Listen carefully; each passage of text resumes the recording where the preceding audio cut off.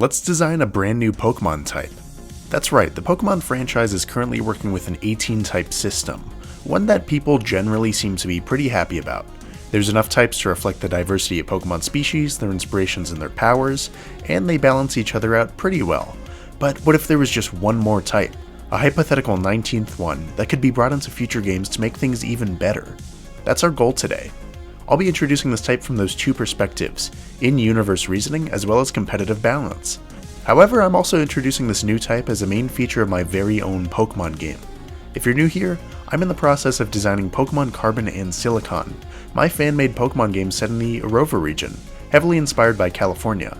If you haven't seen those already, please go check out that entire series, since we're about halfway through creating a Pokédex and will soon be transitioning to story videos. Without further ado, let's introduce and discuss this 19th type. I suppose I should lead this off with some reasoning. Like I said, most Pokemon types are pretty unified by their battle style or the Pokemon's physical attributes. Most Steel types and Rock Pokemon are made of those materials, and most Dark and Fighting types use strategies that are reflected well in their names of their types. However, we have one type left, in my opinion, that is heavily divided in terms of its meaning: the Psychic type. As it stood between generations 1 and 5, there were 3 classes of Psychic type Pokemon. The primary being ones with acute mental abilities or intelligence, the second one being ones who wield somewhat mystical or magical powers, and the tertiary being Pokemon with somewhat cosmic origins or abilities. Now, I firmly believe Psychic as a type should only reflect one of those classifications, the first one, meaning intelligence or ESP powers. We have plenty of Pokemon in that grouping.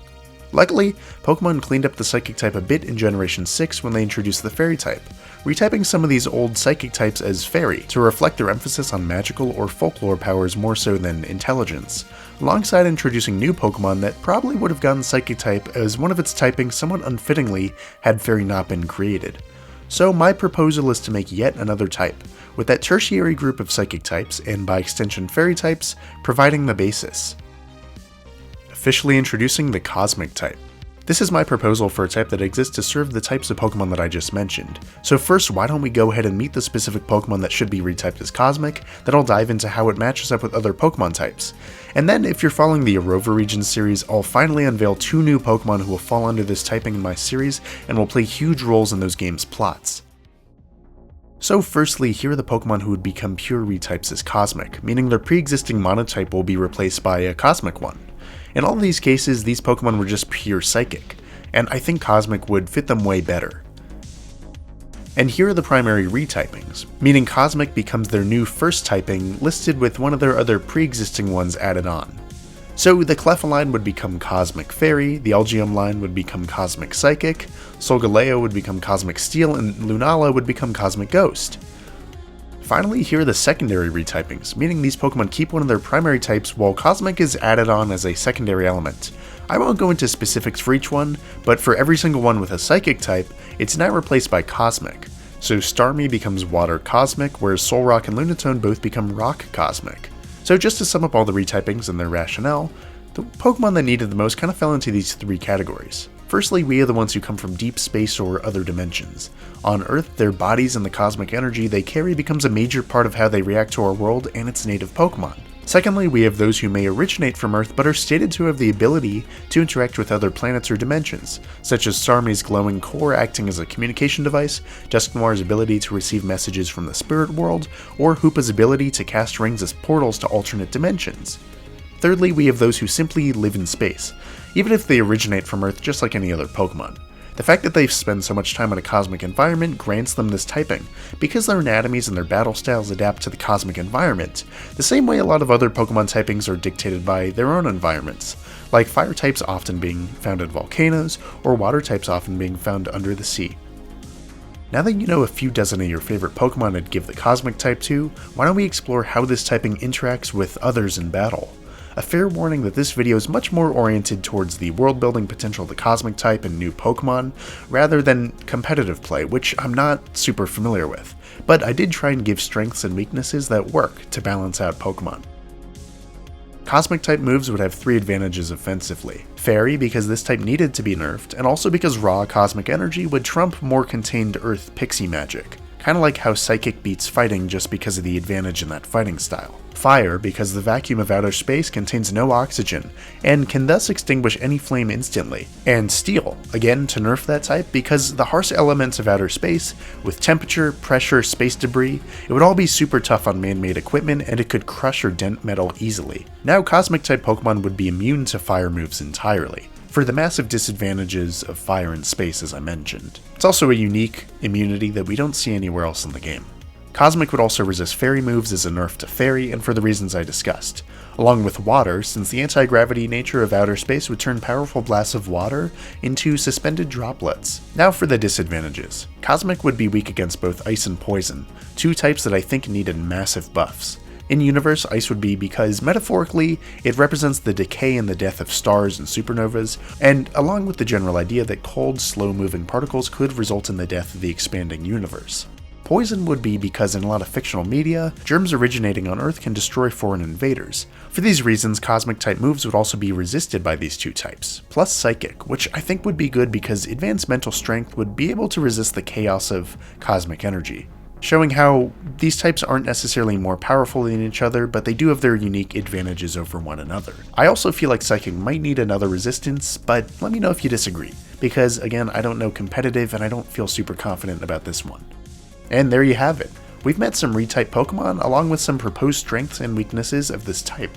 Now let's meet some brand new Pokemon that I designed to fit this typing. Firstly, 2 out of the 3 times that we got a new Pokemon type past Generation 1, we also got new Eeveelutions to go along with them. So I think it would be fitting if the first original Cosmic type Pokemon that I unveil is a brand new member of this fan favorite evolutionary family.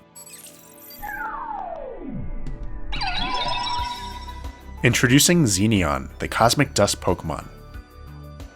30 years ago, astronauts conducted biotic research on Eevee aboard a space station.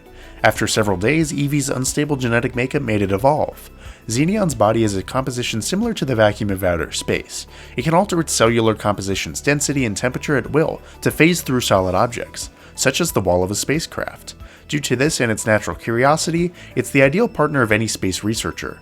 Xeneon have the unique ability to fire off beams of cosmic energy from the ring that circles their neck, and they can expand a vacuum-like bubble around them to protect themselves and those they love from harm. So Xeneon is derived from zenith, which refers to the furthest overhead point from an object. It references Xeneon's natural habitat in shallow space right above Earth, as well as the prefix Xeno, which means something that's foreign or alien. Overall, my goal here was just to make a basic Eeveelution, one that looks roughly similar to all the rest, but it clearly showcases its distinct type. It's the most basic Cosmic type, which I think is kind of the point of the Eeveelutions. They're all like basic templates for the rest of that typing to build off of.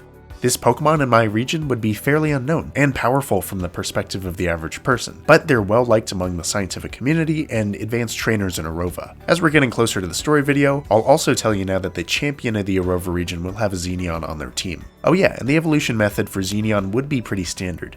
You'd either be able to use a Moonstone, which would kind of become like the evolutionary stone most associated with the Cosmic type, since it would essentially contain cosmic energy, or you could level up your Eevee in outer space. And in Pokemon Carbon and Silicon, you'll definitely be able to access outer space at one point. Let me know what you think. Next up, I want to introduce you to a very important Cosmic type that I came up with.